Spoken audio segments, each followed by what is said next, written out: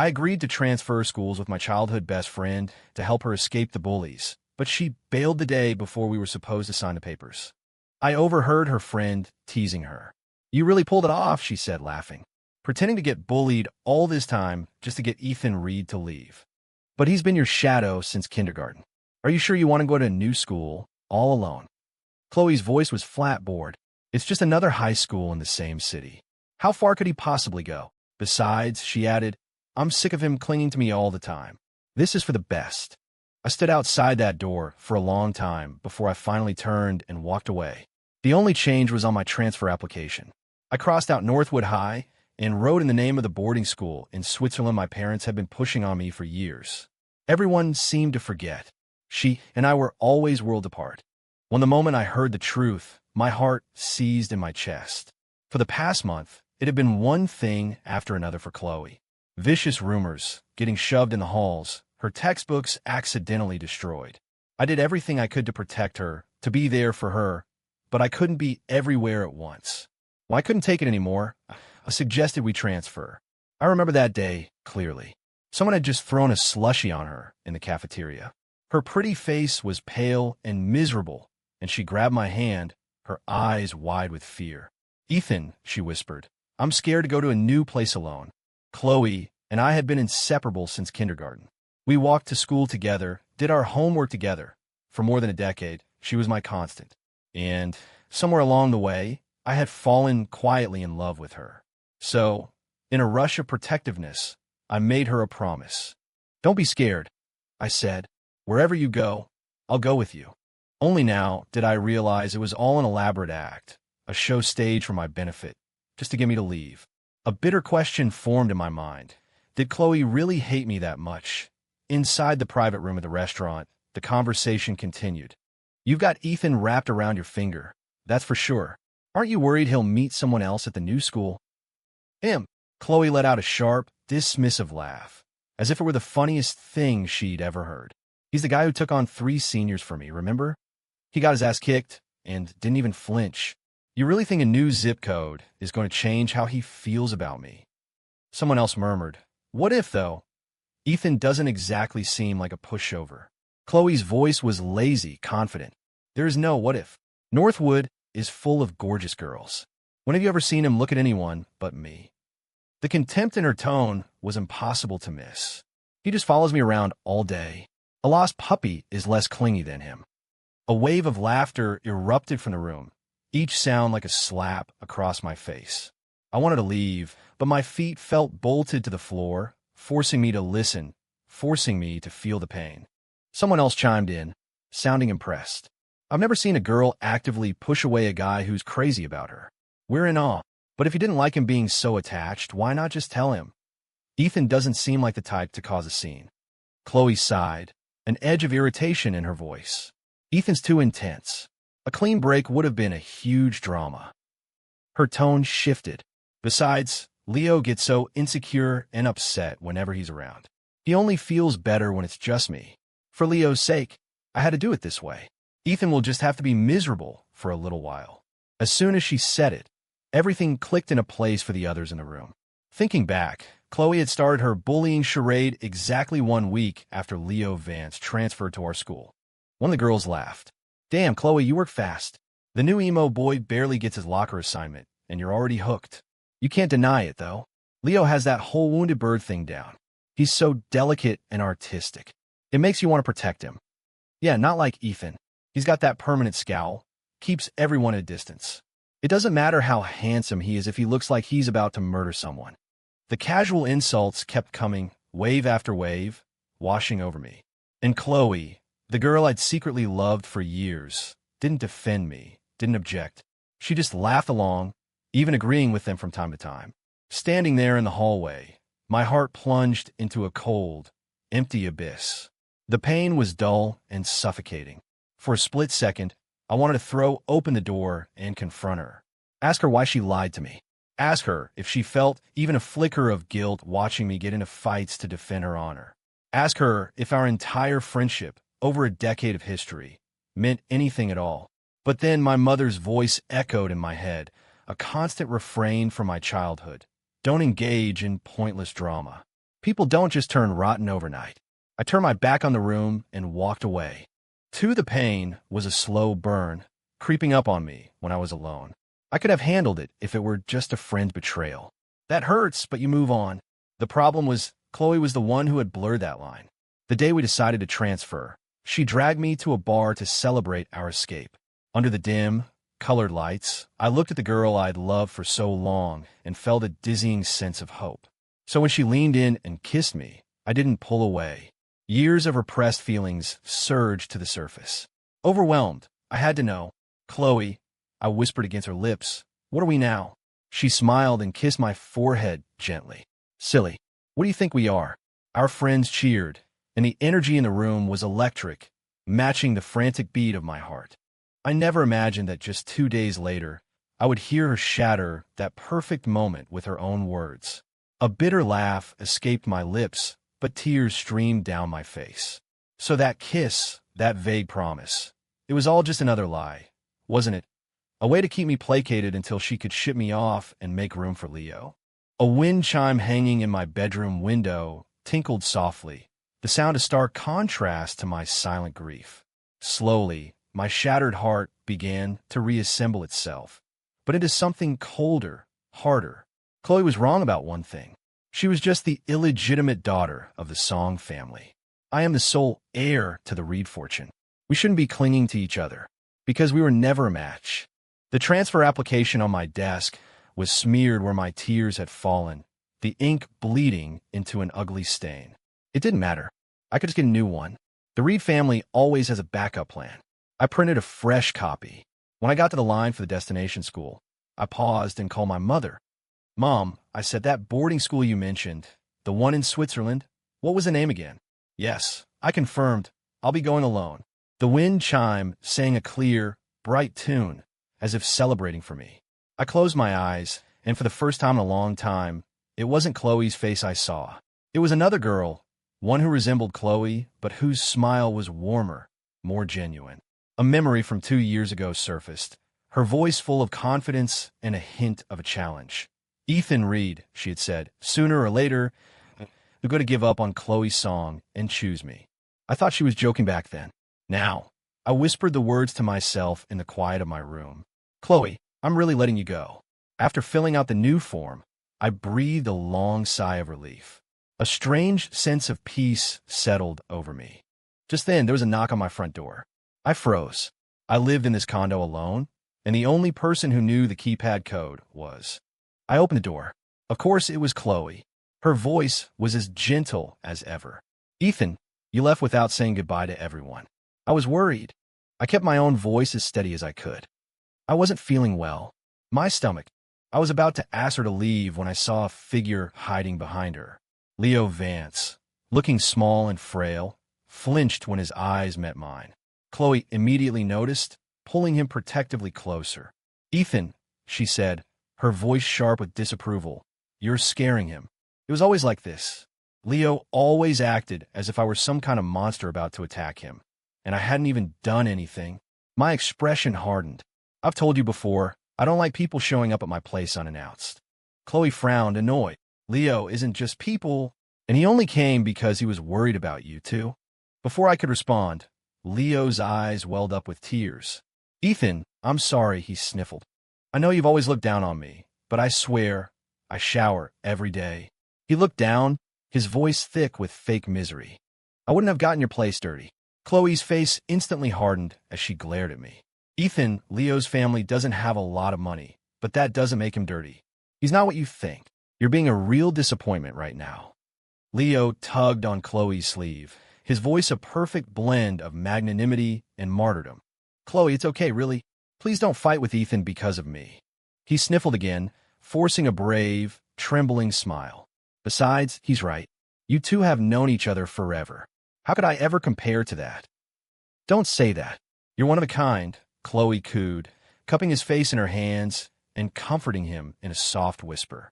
Then she turned back to me, her expression turning to ice. "Leo's not feeling well. I'm taking him home.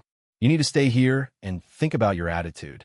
And don't forget, we have to get those transfer forms stamped tomorrow." I did think about it. I thought about how incredibly poor my judgment had been. Then I walked to the front door and changed the keypad code. For the first time all night, the knot of anger in my chest loosened just a little. The next day, I took my new application to the principal's office. As I watched the red ink of the school's official stamp press firmly onto the paper, sealing my departure, I felt a sudden, sharp pang of emptiness. I was still staring at the form when someone stepped in front of me, blocking my path. It was Chloe, and she was frowning. "Ethan, did you change the code to your condo? I took Leo home last night and came right back, but the door wouldn't open." I cut her off. "Yes, I did."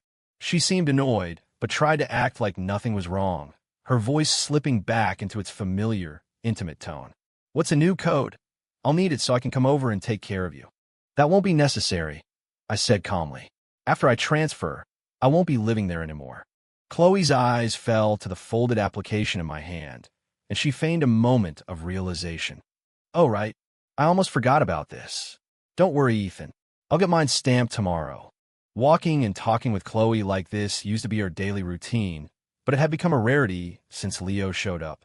I closed my eyes for a second, giving in to a final, foolish flicker of hope. I decided to test her one last time. "There's no need for don't worry between us," I said, the words heavy with our shared history. Chloe was silent for a long moment. Then she started, "Ethan, actually, Suddenly, Leo appeared behind her, clutching a stack of notebooks. He pouted playfully. "Chloe, I thought we were going to study. You just disappeared." He held the notebooks out to her. "I saw the 2-month tutoring plan you made for me, so I got all the materials ready." He winked. "You're not mad I peeked, are you?" "Of course not." Chloe's smile was strained. She shot a nervous glance at me. When she saw my blank expression, a flicker of what looked like disappointment crossed her face.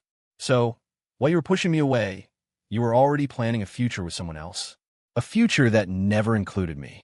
I struggled to keep my face neutral, but a bitter taste spread through my mouth. I dug my nails into my palm, forcing myself back to reality. "You two talk. I'm about to go." Leo acted like he'd just noticed me, jumping back dramatically. "Ethan, are you upset because I'm studying with Chloe?" "It's just, my family is poor. I don't have access to the same resources you do." He started to sniffle again. I had no interest in being a part of his pathetic melodrama. "Move," I said, my voice cold. The faint trace of guilt in Chloe's eyes vanished, replaced by anger. She grabbed my wrist. "Ethan Reed, what is that tone?" She tried to drag me in front of Leo. Apologize to him.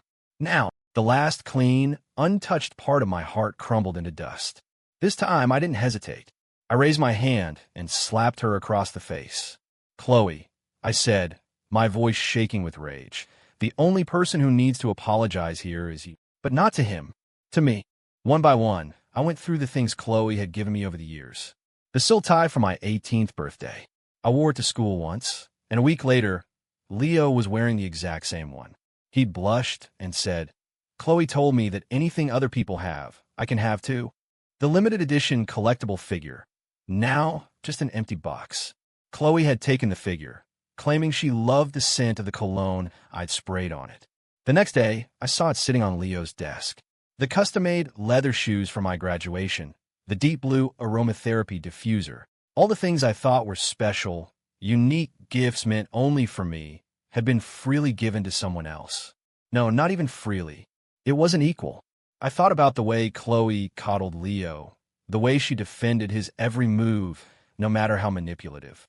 A cynical smile touched my lips. If that was the case, then none of these things belonged here anymore. I booked a flight for the next morning, planning to spend my last night in peace.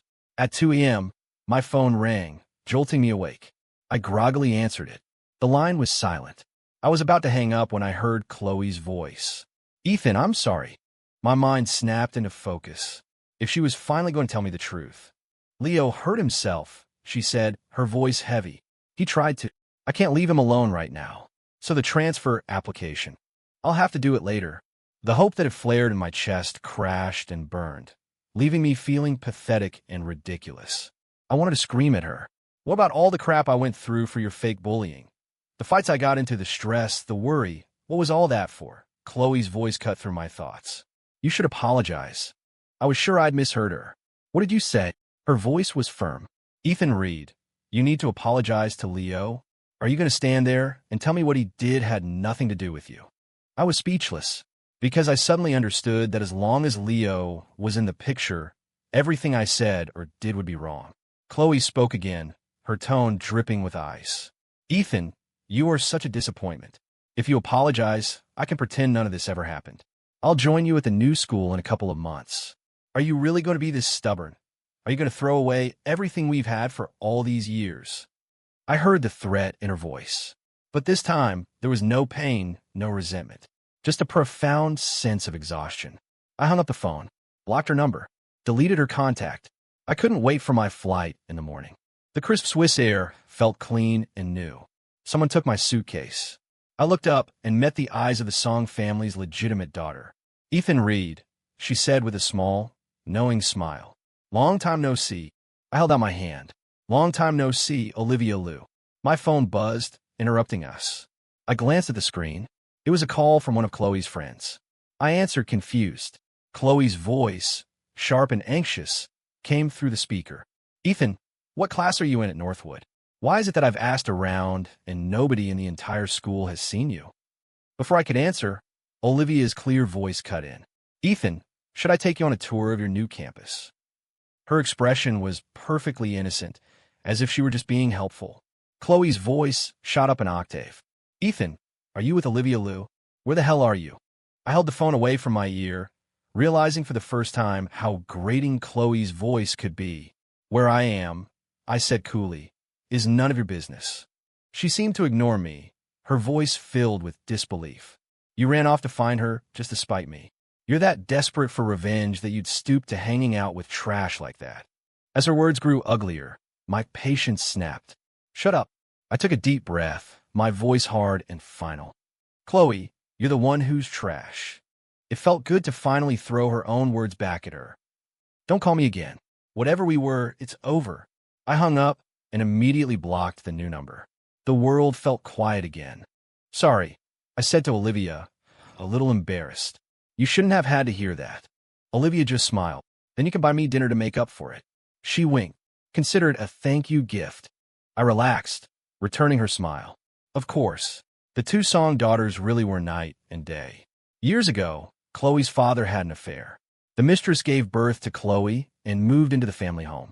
Olivia's mother, the original Mrs. Song, responded with blistering efficiency. She not only divorced him and took the majority of the family's assets, but she also took Olivia, who was already showing signs of being a business prodigy. From that day on, Song Yushua became Olivia Liu, taking her mother's surname and moving abroad. My own mother always spoke of Olivia and her mom with deep respect, noting that after Mrs. Liu left, the Song family business had been in steady decline. The heiress title that Chloe wore so proudly was attached to an empty shell. Whenever the topic came up, my mom would sigh. It's just a shame our Ethan is so soft-hearted. He had to fall for Chloe. Back then, I just felt sorry for Chloe, believing she couldn't choose the circumstances of her birth. I was grateful my mother respected my feelings. Only now did I realize how much clearer an adult's perspective can be. The alpine breeze felt cool against my face, clearing my head. I shook away the thoughts and looked at the road ahead. This doesn't look like the way to a restaurant, I noted. Olivia smiled. I'm under direct orders from Mrs. Reed. You'll have to forgive me. I chuckled and turned to watch the sunset paint the mountains. The car pulled up to a discreet, stunningly modern villa. My new school was really just a formality. Olivia and I had both been groomed since birth to take over our respective family empires.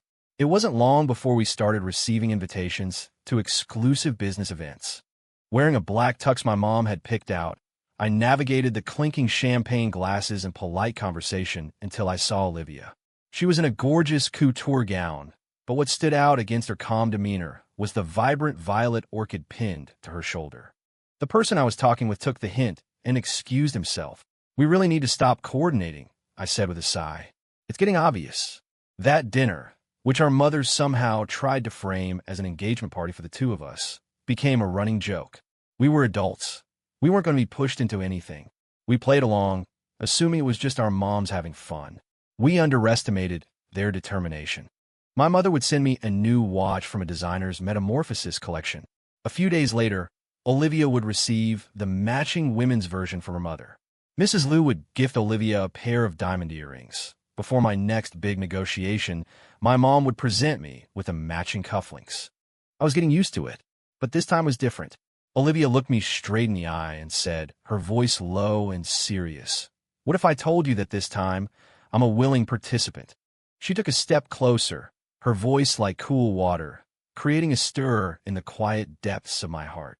Or that I have been every single time. Golden fireworks exploded over the cruise ship's deck. Looking in her clear, unwavering eyes, I felt my heart skip a beat.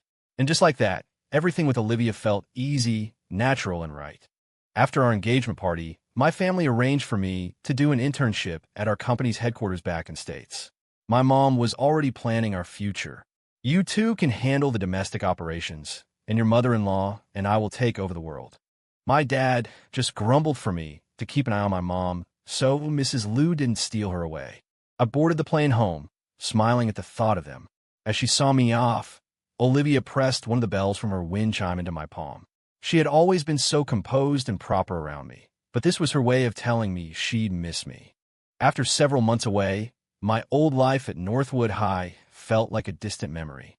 When a friend from home sent me our senior class photo, the one taken without me, it felt like looking at a scene from another lifetime. In the picture, Chloe and Leo stood side by side. They looked good together, I supposed. I glanced at their smiling faces and felt nothing. My friend texted me, still annoyed on my behalf. "We were so bummed when you left, but now I'm glad you got out. You have no idea what a nightmare Leo became. With Chloe backing him up, he acted like he owned the place.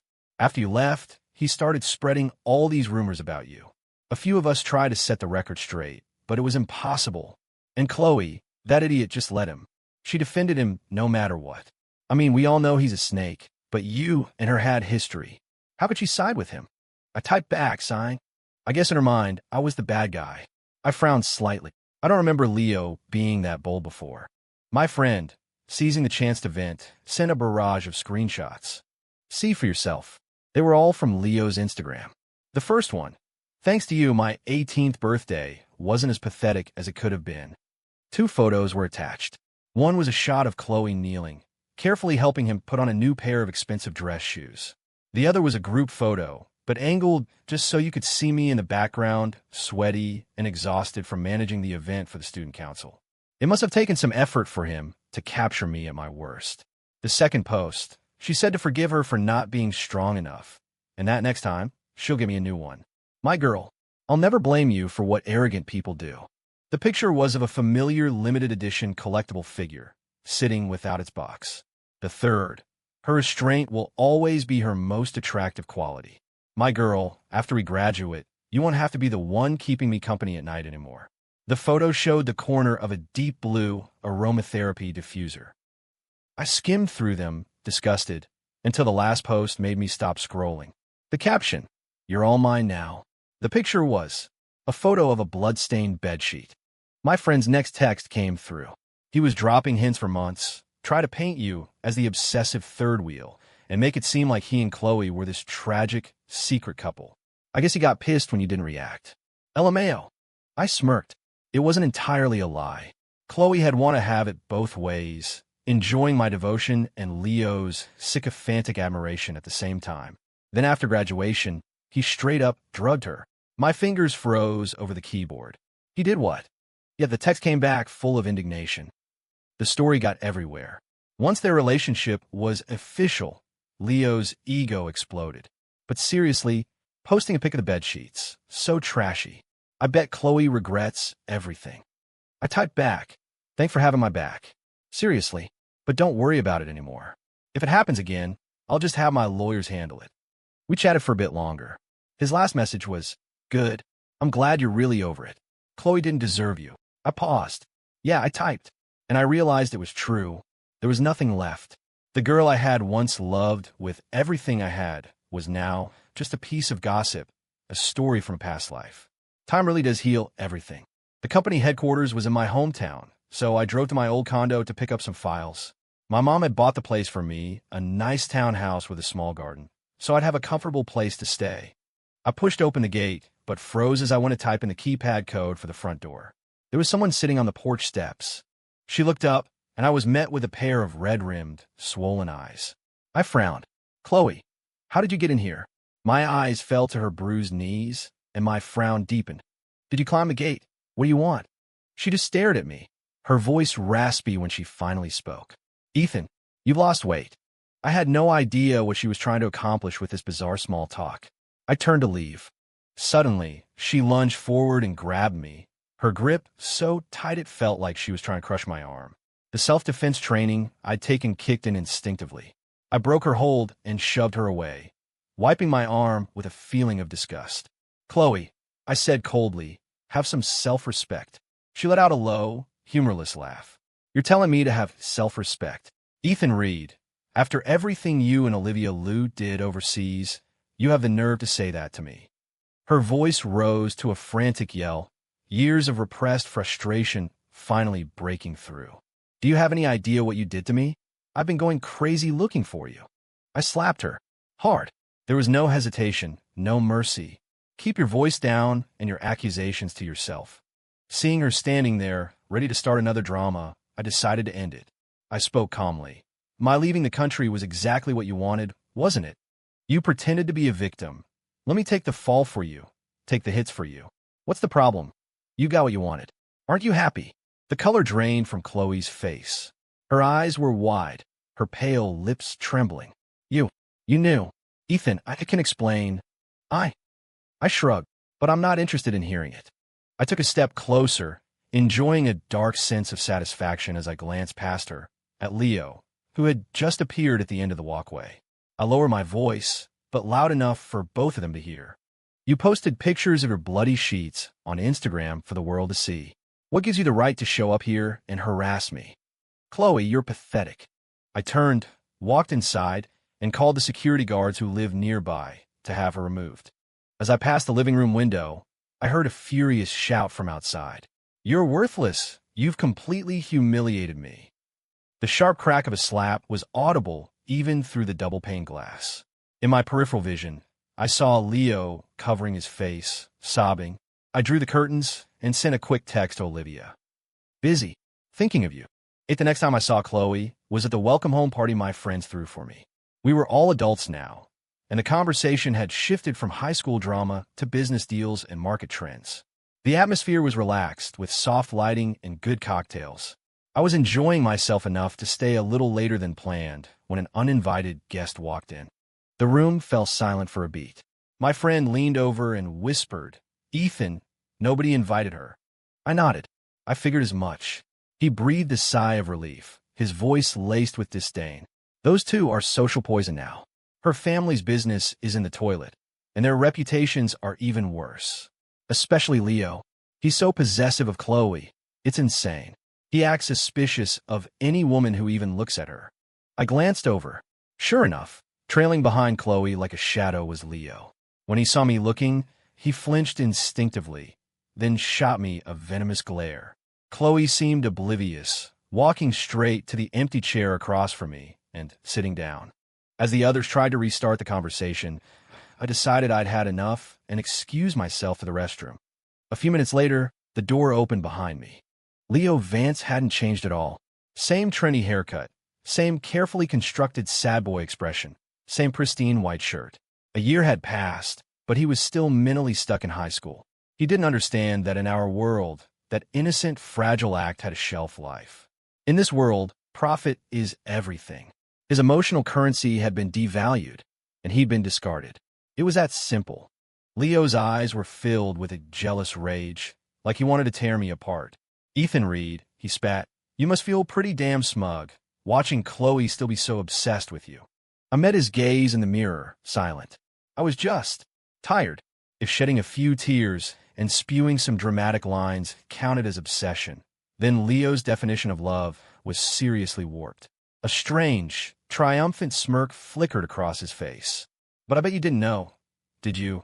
The only reason you transferred in high school was because Chloe couldn't stand seeing me get upset when you were around. She set the whole thing up. She was never being bullied. But you idiot, you took a beating for her." Ha ha. I remained calm, because honestly, it didn't matter anymore. None of it mattered. Chloe, Leo, they were specters from a past that was receding further and further into the distance. And I knew, with absolute certainty, that I would leave them so far behind they'd never even be a blip on my radar again. My lack of reaction seemed to infuriate him. "What's with that look?" he snarled. "Why aren't you angry? What gives you the right to be so arrogant? What makes you so much better than me?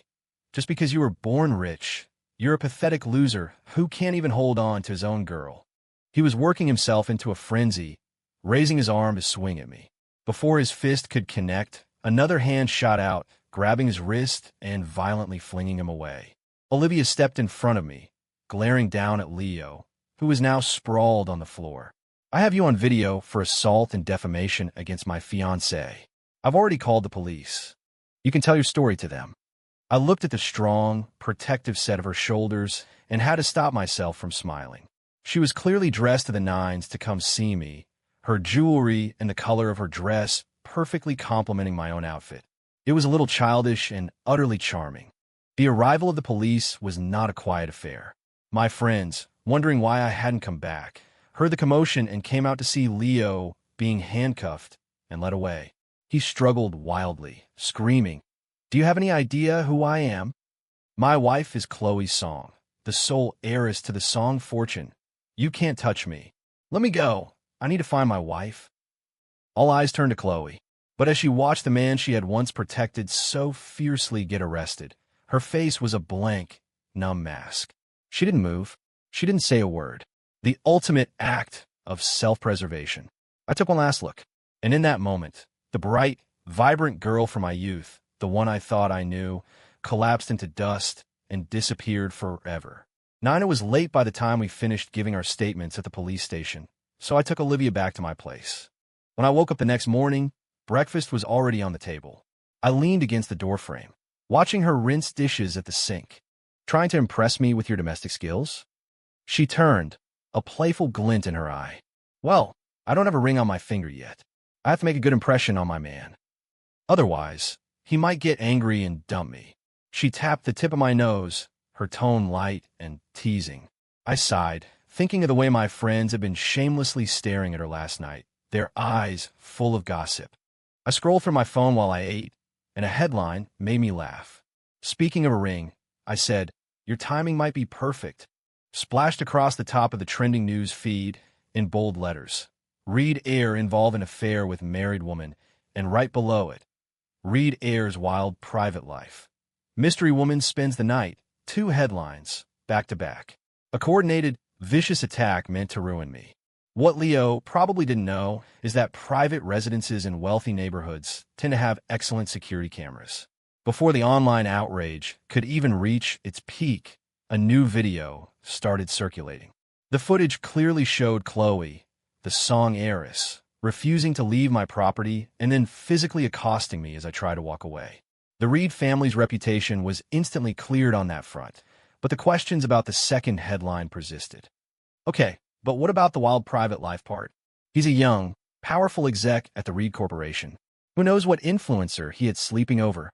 Olivia went into a frenzy, trying to create a Twitter account like her life depended on it. I watched her, amused by her frantic energy. "It's fine, you don't have to rush." She paused just long enough to give me a serious kiss on the forehead. "You don't deserve to be slandered by anyone." Ping. A notification popped up on my phone. "Olivia Liu started following you." I looked down. Her account was already verified, a blue checkmark sitting next to her name. A moment later, a new tweet appeared from her account. "Hello, everyone. On behalf of the Liu Group, I'd like to formally thank the future chairman of our board for his hospitality last night. At Ethan Reed." The internet went silent for a full second, and then it exploded. Olivia looked up at me, her face a perfect picture of innocence. I sighed, leaned in, and kissed her. Then the merger between the Reed Corporation and the Liu Group proceeded smoothly. 3 years later, Olivia and I were married. We chose a small, historic town in Europe for the ceremony, a place where every house had colorful wind chimes hanging from its porch. When the breeze blew, the whole town would fill with a chorus of gentle, chiming sounds, like 1,000 tiny blessings. Near the end of the reception, a gift arrived. There was no name on the card, but everyone recognized the Song family crest on the box. After Olivia officially took over the Lou Group, she had launched a relentless, systematic campaign against the Song business empire. If the Song Corporation was a crumbling skyscraper before, after Olivia was done with it, it was nothing but a pile of rubble. She would never forgive the family that had betrayed her mother, and I, without hesitation, had helped her, sometimes even taking things a step further. I would never forgive the people who had betrayed me. The Song name meant nothing in our world anymore. So to receive a wedding gift from Chloe, of all people, was a surprise. I opened the box. Inside, resting on a bed of velvet, was a dazzling purple diamond ring. A forgotten memory from my 18th year suddenly surfaced. It was after a practice exam. I was helping Chloe go over her mistakes. Back then, my world revolved around her. I was explaining a calculus problem while simultaneously daydreaming about a future that had her in it. But I wasn't the only one who was distracted. Chloe was just staring at me, her expression so sincere it couldn't have been faked. "Ethan," she asked softly, "what kind of rings do you like?" The question felt so adult, so significant, that we both blushed. After a long moment, I whispered, "Purple, I think. I've always liked purple." Her voice was just as quiet. "Okay, I'll remember that." The sound of cicadas hummed outside, and in that perfect, fleeting moment, I thought about forever. Their company is in ruins, and she's sending you purple diamonds? She must have emptied her entire bank account for that. It was rare to hear Olivia's sound so catty. I looked at her, her jealousy amusingly transparent, and smiled. "Here," I said, tossing the ring box to her. "Donate it to a charity or something." 16-year-old Olivia Lou hadn't cared about my family status. She was just visiting the States to help her mother with some business, and happened to see the boy next door at her father's old house. She happened to overhear the boy's mother saying, "Purple is our Ethan's favorite color." "Oh, that's wonderful. Purple is so elegant. It's my favorite, too." On a whim, Olivia stayed a few extra days and had a purple wind chime shipped from overseas. During those 2 days, she watched as the illegitimate daughter in her father's house accidentally hurt herself just to get the boy's attention and sympathy. She watched as the boy became more and more protective of his so-called stepsister. A seed of jealousy had been planted in Olivia's heart. On the day she was leaving, she impulsively knocked on the boy's door and gave him the wind chime.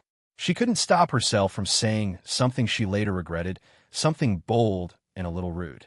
16-year-old Ethan Reed just stood there, not angry at all.